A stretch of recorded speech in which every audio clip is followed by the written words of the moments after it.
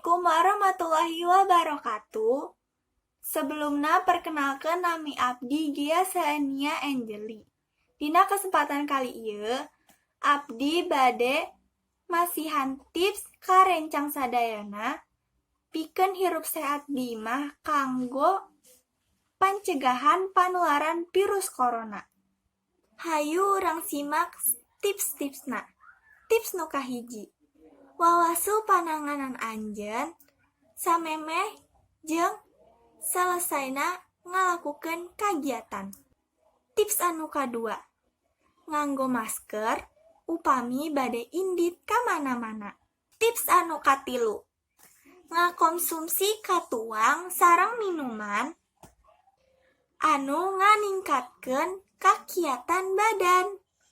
Tips anu kaopat, rajin olahraga unggal dinten. Tips anu kalima, ngurus kasehatan anjeun.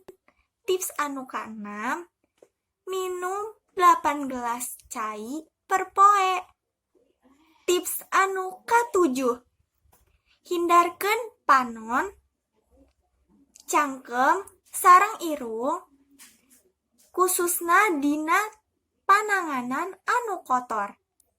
Tips anu kadalapan, hindarkeun jarak tina orang nu gering.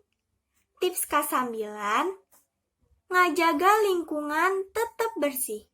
Tips kasapuluh atawa tarakhir ti Abdi, anu paling penting nyaeta ngadoa ka Sang Pencipta.